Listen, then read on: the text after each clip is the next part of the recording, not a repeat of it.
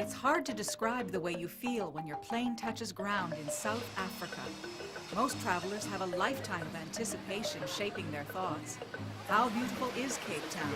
Are there really penguins on the Cape of Good Hope? Will you see the Big Five? Before the wild stuff starts, most people recover from one of the longest flights in the world in Johannesburg. These days, the action is in the suburbs, where you'll find a variety of high-class hotels. There's the Michelangelo with its stunning lobby and decor, and the Sandton Sun and Towers, which offers 5-star rooms and excellent cuisine, especially the seafood buffet. What everyone really wants to do is go on safari. And there are several different ways to do it. For the real wild stuff, Lion World Tours works with private game reserves such as Sabi Sabi, Londolozi, Ulusaba, and many others. Sabi Sabi is located on the edge of Kruger National Park, and the accommodation is exquisite. Even the bathrooms have a view. At the private reserves, your intrepid rangers and trackers take you off-road into the bumpy veldt. Get ready for the ride of your life. Hold on.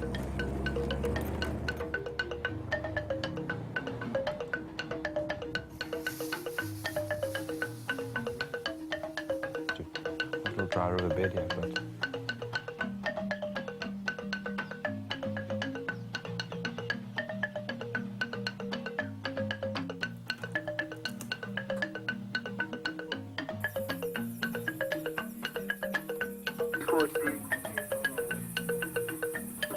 Look at those, an antennae with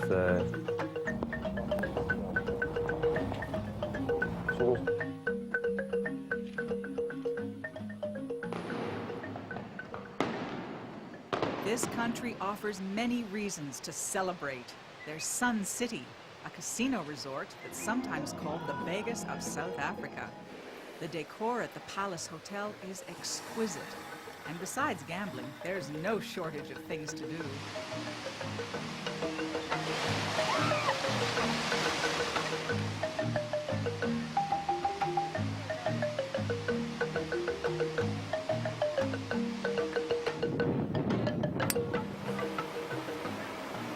But you don't ever get too far from the bush in Africa. Just 10 minutes away from Sun City is Pilanesberg National Park and Game Reserve. Right, yeah, you're welcome to Pilanesberg National Park. Yeah, and this park was established in 1979, the same time with the Sun City. And it's situated on an extinct volcanic crater that has been erupted 1.3 million years ago. Pilanesberg is different from Sabi Sabi, tamer. You don't go off the road and you don't pay quite so many rand. But you'll still see plenty of animals. The experience is 5-star and full of close encounters. This is the white rhino, the white rhinoceros. Actually, we've got both black and white, but there is no color difference. Yeah, the body features and the habitat preference are different. You'll find that the body features, the white rhino is bigger than the black rhinoceros, and the white rhino is the one with big head, nearly touches the ground, and they've got a square lip mouth. And the fully grown white rhinoceros can weigh about 2.5 tons. After a close encounter like that, you'll be ready for a sundowner. There's no better place to sip on a gin and tonic and enjoy some fine cuisine than Bakabung, just outside the Pilanesberg gates. Well, we are 4-star graded, so we would describe the atmosphere as being efficient, but friendly and relaxed. We run a whole catalogue of wildlife activities here. We do scheduled game drives for up to 22 people at a time. We have bird and tree trails here that is complimentary for all our guests on a daily basis. And we have wildlife presentations, snake shows and slide shows for our guests on a regular basis.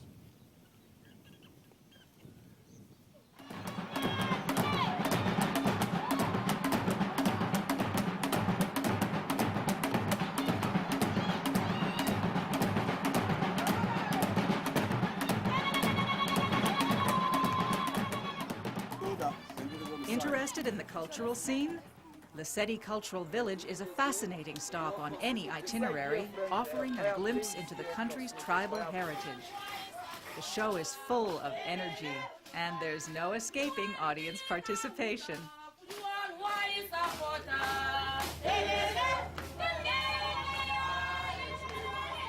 But if you really want to take the pulse of the new South Africa, include a tour to Soweto. Soweto was home to revolutionaries, including Nelson Mandela through the apartheid years, and Archbishop Desmond Tutu still lives here. I think that in 10 years' time, this will be an entirely changed place, so it will be completely changed. You will see the suburbs that we are going to. So you can see that people are heading for the right thing and the good thing. Okay. South Africa is big by anybody's standards, about the same size as Ontario, and amazingly diverse. Blyde River Canyon in the north has breathtaking scenery. Kruger National Park has the low veldt savanna that many people picture when they imagine Africa, and the Victorian splendor of Blue Mountain Lodge is set in lush, rolling hills. We have a wonderful mix of indigenous bush, farmlands and forestry, which obviously attracts wonderful bird life. And interesting enough, we have in fact 4,000 aloe trees on this property. The Victorian suites are very gentle. Some have dramatic colours, but nonetheless they have a gentle atmosphere, fairly spacious, and we've positioned them so that there's total privacy for everybody.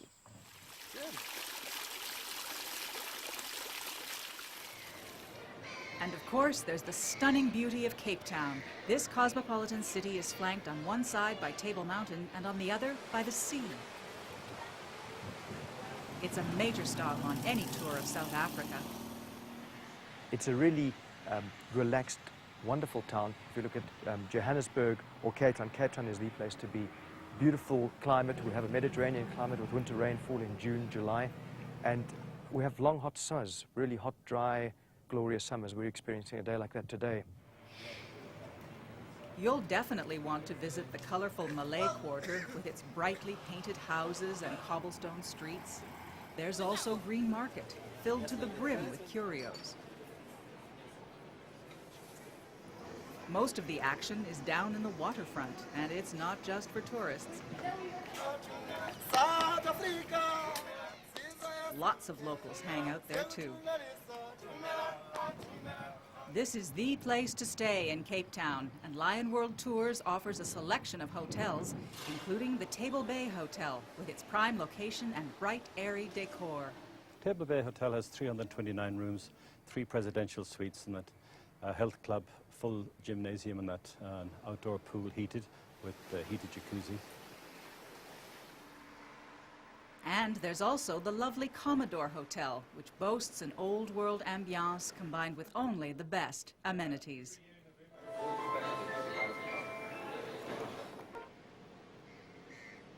Now, if you want the best view of Cape Town, there's only one way to go, and that's up. The indigenous people, the Khoisan, referred to Table Mountain as Huri Kwacho, which meant mountain in the sea, because several thousands of years ago the water level was much higher, approximately 300 meters higher than it is today. So Table Mountain literally would have looked like a mountain sticking out of the ocean. For guided tours, Lion World works with reputable local tour operators.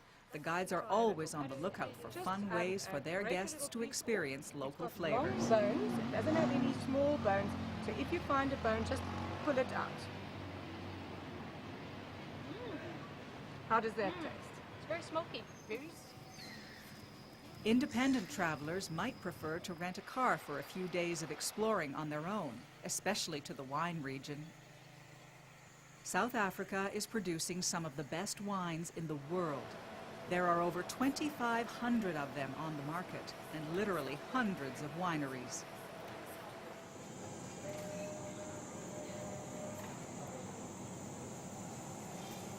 Here at Plaisir du Mer, the harvest has just begun.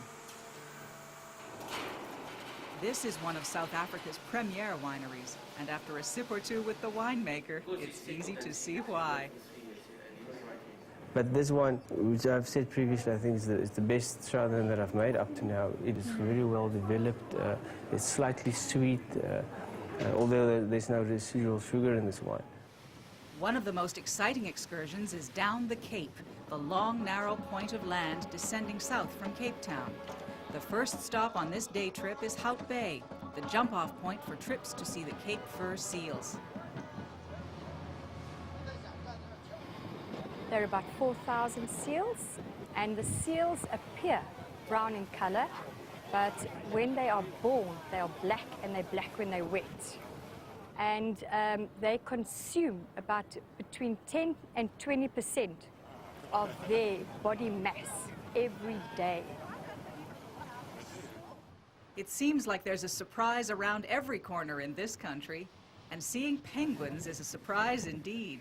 These fellas turned up here one day a few years ago. They don't need to live in icy cold conditions. These little penguins are very well suited to warm conditions, but they would love to have cold water. So you find them literally along the peninsula, on the west coast of Africa, and then as far afield as Port Elizabeth on our east coast. Keep heading south, and you'll end up at the Cape of Good Hope. Ride the funicular up to the top of the point, where the views are spectacular, and the guides might have you on the lookout for the line, where the Indian and Atlantic Oceans meet. Okay, so technically here is where you make the division between Atlantic and Indian Ocean that way. So there's no line. Oh no! The Cape of Good Hope is a national park with 40 kilometers of coastline and more than 1,000 species of indigenous plants. It's hard to resist dipping your feet in the ocean, and what better place to end your journey? Right on the southwestern tip of one of the most fascinating countries in the world, South Africa.